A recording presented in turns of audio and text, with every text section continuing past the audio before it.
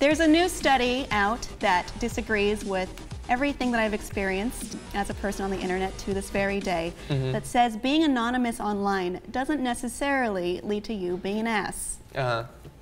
So it comes from Motherboard, and it says, well, it delves into the complexities of social networks, and it's basically saying that if the group that you're in is toxic, you will be toxic. And if the group you're in is more kind and conducive to productivity or positivity, that's what you're going to be like. Yeah. Yeah, it's very interesting because obviously as people who exist in these online communities, both in games and in just communities like Reddit, message boards for particular books or movies or fans of, like, we've been in these communities for a long time and we've seen how awful people can be.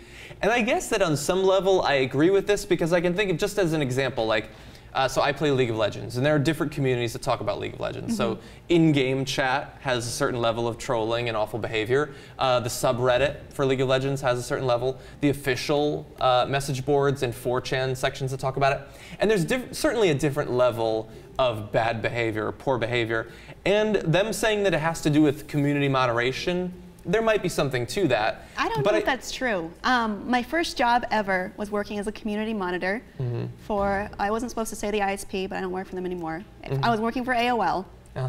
So that was fun. They're still around? I guess they are. They'd put me in chat rooms to monitor teens so that they made sure that they wouldn't give out their personal information, or that there wasn't someone there saying 63-year-old man looking for a 12-year-old boy. So I feel like we didn't stop anything. We didn't change anything by moderating them like constantly. Like if you weren't correcting someone, there was always someone there watching and screening. And sometimes reminding you, sometimes punishing you, sometimes filing reports that got passed up a higher chain. Those would be the child endangerment reports.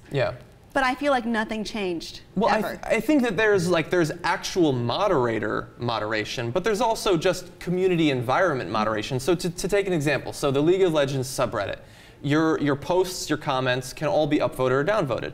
So if you're in a community that, like, when you make fun of someone, everyone's like, haha, yeah, I'm gonna upvote that.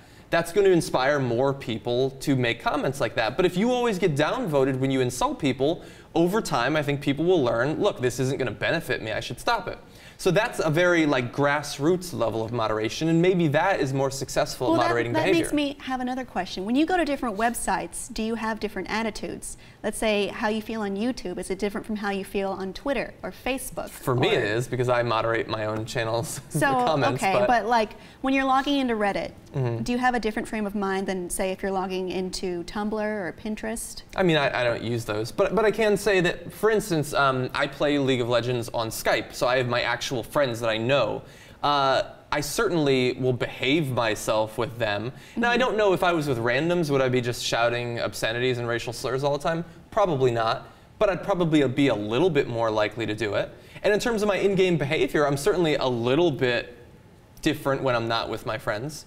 And so that may be an extreme example because I actually know those people, but I think it's the same principle. As an interesting little experiment, let's see how you all act in the comments and if you can restrain your trollish behavior. Which I do read and have to look at. And we don't like this community moderation coming from both of us.